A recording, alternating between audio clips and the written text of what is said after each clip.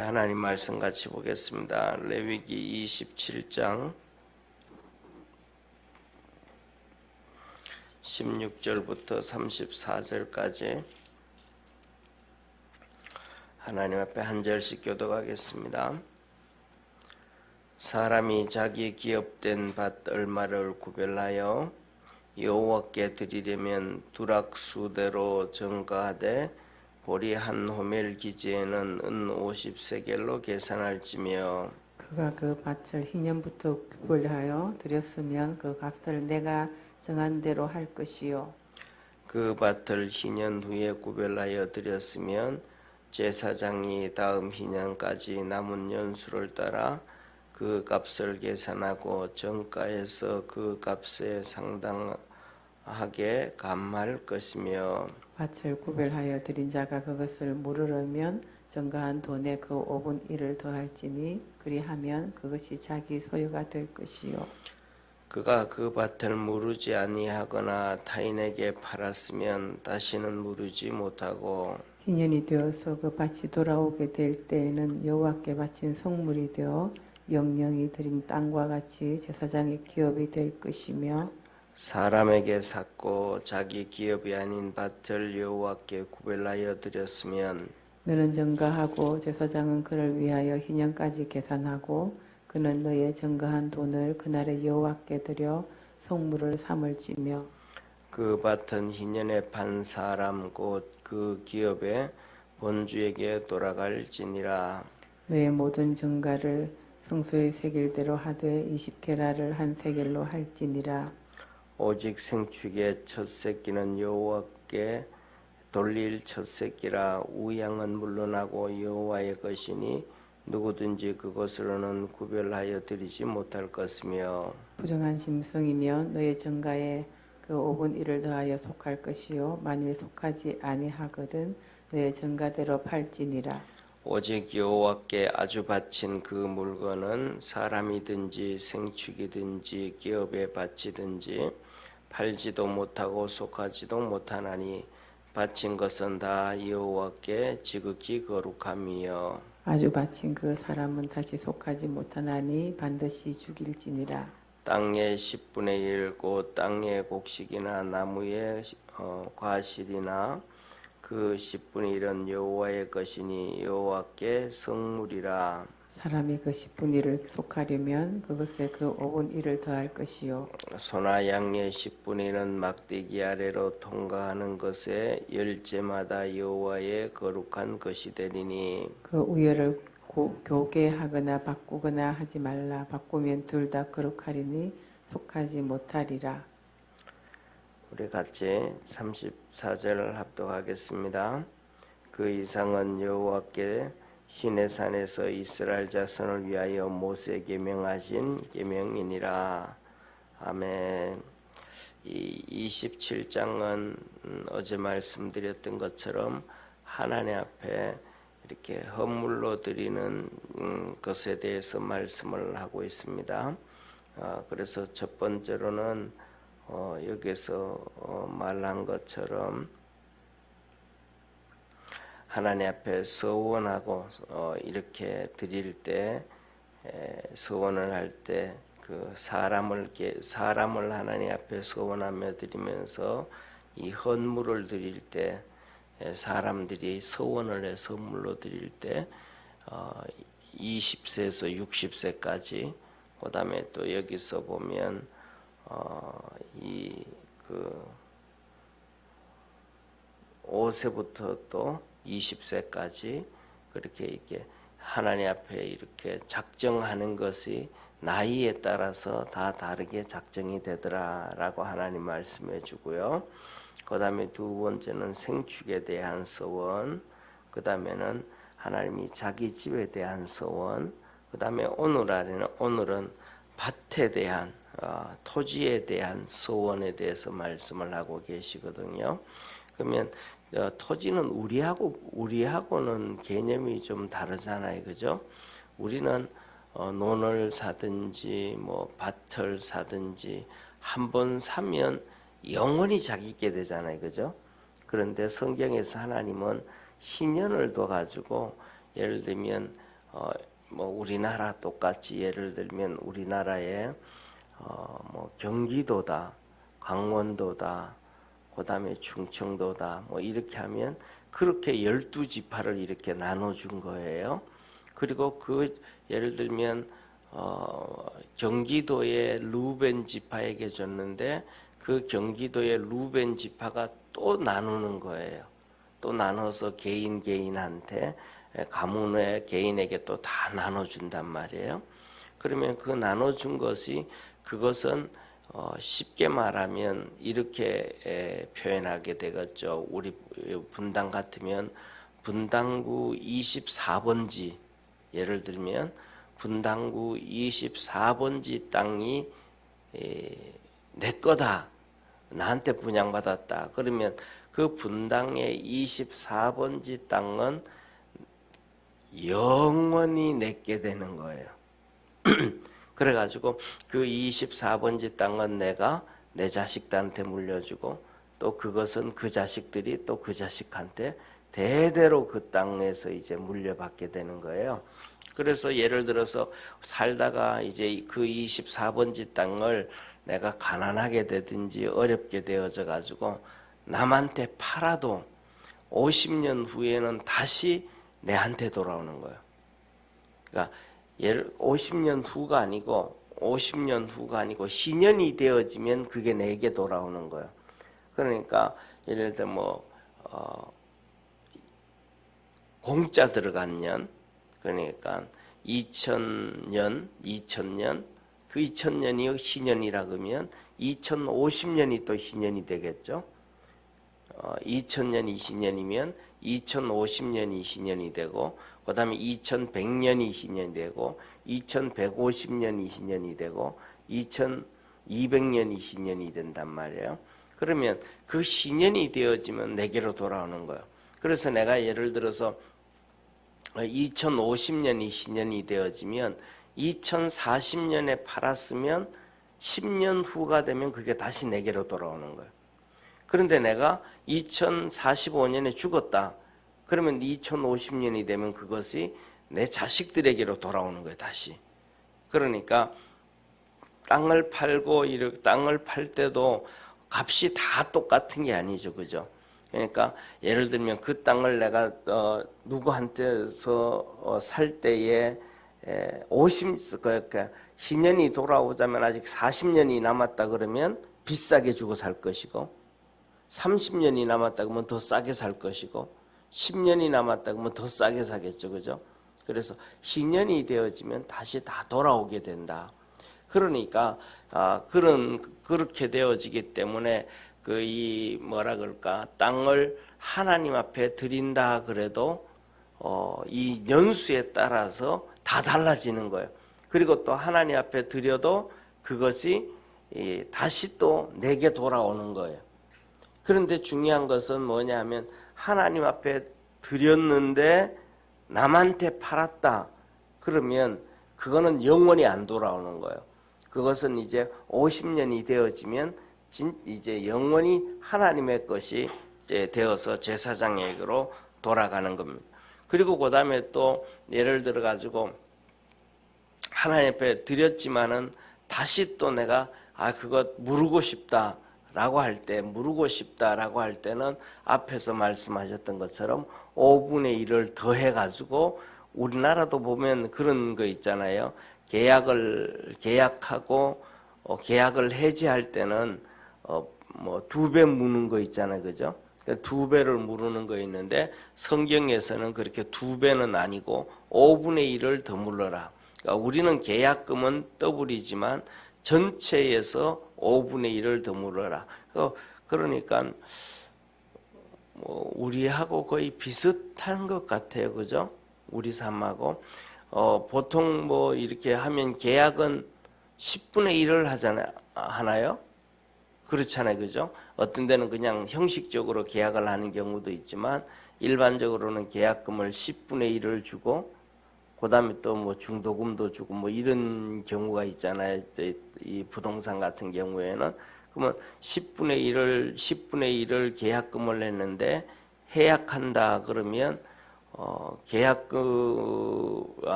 계약금을 떼이니까 그건 아니겠네, 그죠? 그러니까 여기서는 성경에서는 5분의 1을 더해 가지고 줘야 된다, 그렇게 말씀을 하고 계시죠. 그 다음에 두 번째로는 오늘 이 26절부터 보면 첫 새끼는 초태생은 전부 하나님 것이라 그랬잖아요. 처음 난 것은 전부 하나님 것이다. 그런데 처음 난 것이 하나님의 것인데 그것이 부정한 것 같으면 5분의 1을 더했어야 된다. 다시 말하면 정한 것으로, 정하고 거룩한 것으로 하나님께 드려야 되는데 그 짐승이 부정하다.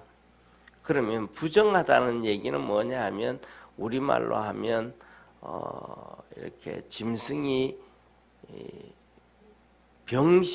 이렇게 문제가 있다, 병신이다 이 말이죠. 다리가 부러졌다든지 병을 앓는다든지 뭐 이런 거라는 거예요. 네. 그걸 하나님 앞에 이렇게 첫 태생으로 드려졌는데 그런 것들이 그렇게 문제가 될 때는 그것을 이제 예를 들면 뭐라 그럴까? 정상적인 거라면 양 한 마리에 20만 원 받을 수 있다 그러잖아요. 예를 들면요. 뭐 1년 된 것이든지 3년 된 것이든지 보통 이렇게 하나님께 이렇게 깨끗하고 정한 것이다 그러면 20만 원 정도 받을 수 있다 그러면 이거는 병들고 뭐 이렇게 되어지고 이렇게 다리가 문제가 생기고 쩔뚝발이가 문제가 생기고 하면 20만 원을 받을 수 있는 것이 아니고 어떤 거는 뭐 한 3만 원 받을 수 있고 5만 원 받을 수 있지 않습니까? 그죠? 그러면 예를 들면 그래서 5만 원을 받았다. 정한 것이 아니고 병든 것이든지 다리에 문제가 생긴 것이든지 그래서 5만 원을 받았다. 그러면 거기에 5분의 1을 더해가지고 그러니까 짐승을 판 거에서 5만 원에 5만 원하고 내가 만 원을 더 보태가지고 6만 원을 들여서 하나님 앞에 드려야 된다. 왜냐하면 그거는 부정한 것은 하나님 앞에 드릴 수 없으니까 그런 말씀을 하셔요. 그 다음에 28절 보면 하나님 앞에서 완전히 드린 것은 다시 물을 수가 없고 그 다음에 사람 같은 경우에는 여기에서 이 본 말씀을 우리가 좀 더 깊이 봐야 되는데 사람 같은 경우에는 오늘 여기 본 말씀 29절 이렇게 말씀하셔요. 29절 한번 보세요. 우리가 아까 교독을 했는데 29절 보면 아주 바친 그 사람은 다시 속하지 못하나니 반드시 죽일지니라 그래요. 하나님 앞에 드린 것은 이렇게 뭐 봉사로 헌신으로 뭐 이런 게 아닌 이상은 이렇게 사람은 반드시 죽여라.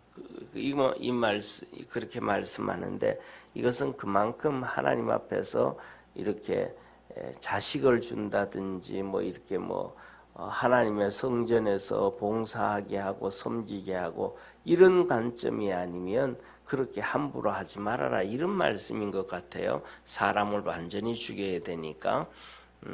그래서 이 본문하고 또 성경에 나오는 그 기드온의 부분, 기드온의 300용사 있잖아요, 그죠? 여기에서 이 말씀에 대해서 정말로 많은 신학자들이 이 충돌을 일으키고 있는 해석이 나와요. 그래서 기드온이 하나님 앞에서 전쟁을 나갈 때 기도하면서 하나님 앞에 기도를 했는데 이것을 여기에서 기드온이 사람을 드린다 그랬어요. 여기에서 또 이 본문 말씀처럼. 그래서 기드온이 300용사를 데리고 하나님 앞에 전쟁하러 나가면서 하나님 나를 이 전쟁에서 이기게 하시고 돌아오게 하시면 내가 우리 집에 돌아갈 때에 제일 나를 먼저 반기는 자를 하나님 앞에 드리겠습니다. 이렇게 얘기를 해요.